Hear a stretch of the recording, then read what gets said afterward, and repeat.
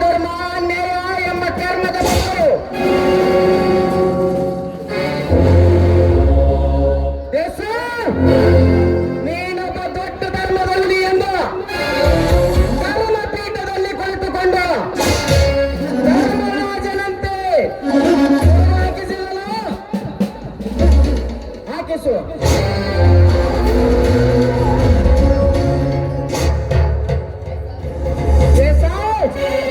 ಆ ನಿನ್ನ ಕೀಳು ಜಾತಿಯ ವಾಲಿಕಾರ ಸಿಂಧುನಿಂದ ನನ್ನ ಪ್ರತಿಯೊಂದು ಕೆಲಸಕ್ಕೆ ಆಟಗೋಡ ಮಾಡಿಸಿಕೊಂಡು ಕರುಣತೆ ಗುರು ಹಾಕಿಸಿದನು. ಹಾಕಿಸು. ಒಬ್ಬ ವಾಲಿಕಾರ ಕೊಳ್ಳಿ ಈ ನಾಡಗೌಡನ ವಿರುದ್ಧ ತಲೆ ಎತ್ತಿ ನಡೆಯಬೇಕಾದರೆ ನಿನ್ನ ಬಲವೇ ಅವನಿಗೆ ರಕ್ಷಣೆ.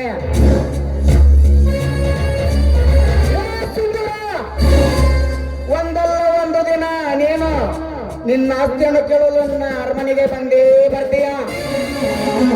ಅವಾಗ ವಿಚಾರಿಸಿ ತೆಪ್ಪಗೆ ಮಣ್ಣಿನಲ್ಲಿ ನಿನ್ನ ಮುಚ್ಚಿಸುವ. ಗುಮಸ್ತ, ಏ ಗುಮಸ್ತ,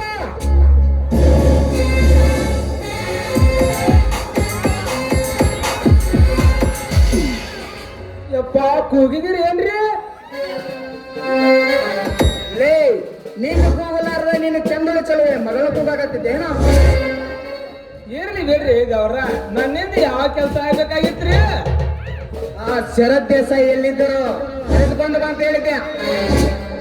ಗೌರಿ, ನೀ ಹೇಳಿದ ಖರೆ ಆದ್ರೆ ಆ ಧ್ವನಿ ಯಾವ ಸುಳ್ಯ ಮನೆಯಿಂದ ಬರ್ತೈತಿ ಯಾರಿಗೂ ಗೊತ್ತೈತ್ರಿ?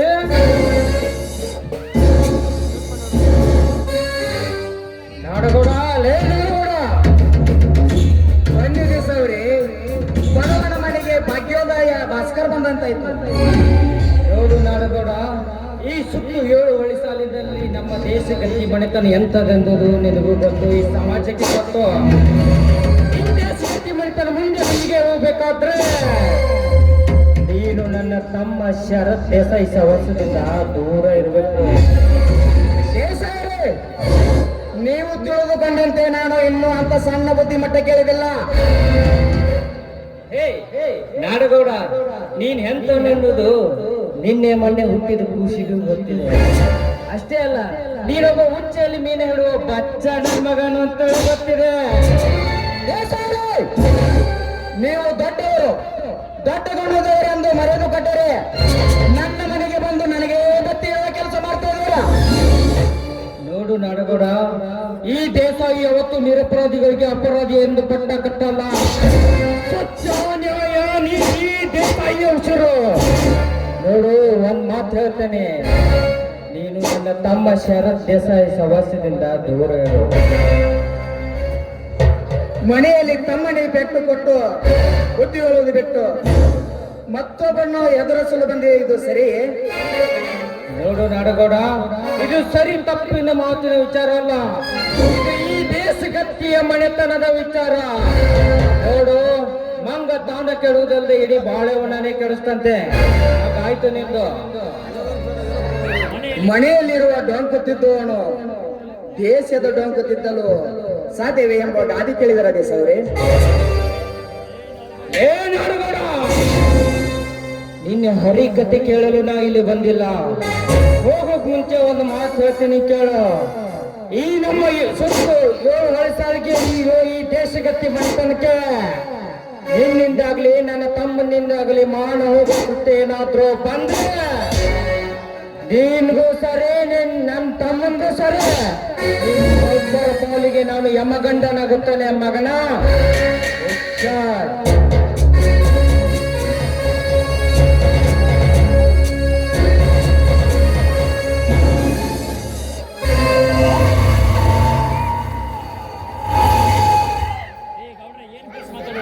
ಗೌರು, ಏನ್ ಬಿರಸ್ ಮಾತಾಡಿ ಹೋದ್ರು ದೇಸಾಯರು ಅಂತೇಳಿ ನಾ ಏನ್ರ ಏಕ್ ಮಾತ್ ಗೋ ಟುಕಡ ಕರ್ತೀನಿ.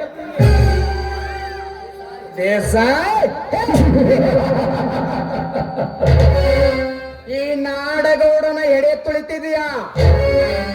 ಕ್ರೋಧ ಗೆದ್ದ ಘಟ ಸ್ವಲ್ಪ ಸಾಧಿಸಿಕೊಂಡು ನಿನ್ನ ಧರ್ಮದ ಅರಮನೆಯಲ್ಲಿ ಒಬ್ಬೊಬ್ಬರನ್ನೇ ಕಚ್ಚಿ ಸಾಯಿಸದೇ ಬಿಡುವಲ್ಲ.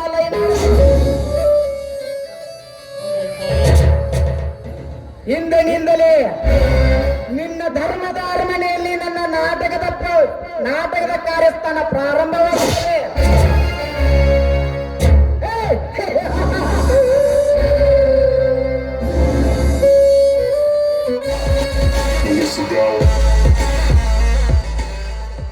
ನಾಡಗೌಡ, ಇಷ್ಟೊಂದು ನಗುತ್ತಿರಲ್ಲ, ನಗುವಿಗೆ ಕಾರಣ ಮಾನವ ಈ ಸಮಾಜದಲ್ಲಿ ದೊಡ್ಡ ಸ್ಥಾನವನ್ನು ಅಲಂಕರಿಸಬೇಕಾದರೆ ಯಾವುದಾದ್ರೂ 2 ನಂಬರ್ ಆಟ ಆಡ್ಲೇಬೇಕಲ್ವಾ? ಅಂದ್ರೆ ನಾಡಗೌಡ, ನಿನ್ನ ಮಾತಿನ ಅರ್ಥ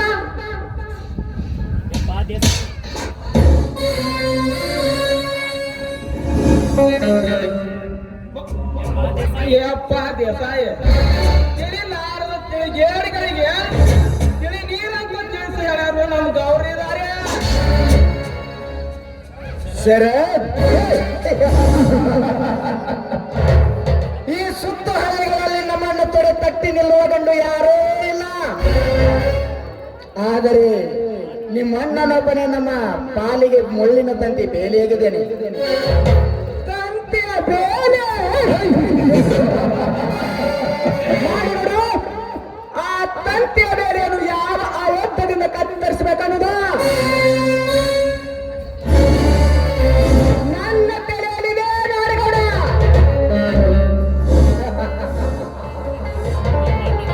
ನಿಮ್ಮಣ್ಣ ಈ ಒಳೆ ಸಾಲಿಗೆ 7 ಸುತ್ತಿನ ಕೋಟೆಯ ಬಾಗಿಲು ಇದ್ದಂತೆ. ಆ ಕೋಟೆಯ ಬಾಗಿಲು ಕೆಡವಲು ನಾವು ಕೈ ಹಾಕಿದರೆ ನಿಮ್ಮ ಆಳು ಮಗ ಸಿಂಧೂರ ಆ ಕೋಟೆಯ ಬಾಗಿಲಿಗೆ ದ್ವಾರಪಾಲಕನಾಗಿ ನಿಲ್ಲುತ್ತಾನೆ.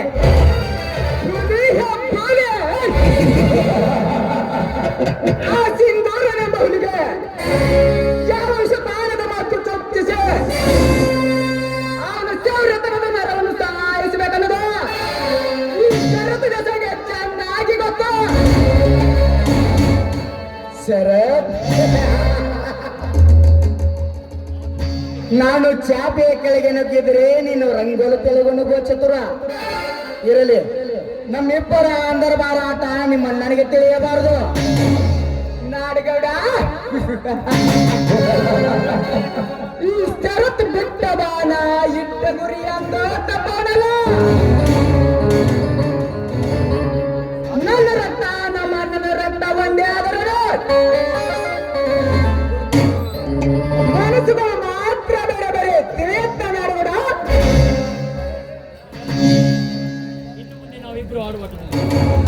ಇನ್ನು ಮುಂದೆ ನಾವು ಇಬ್ಬರು ಆಡುವ ಮಾತು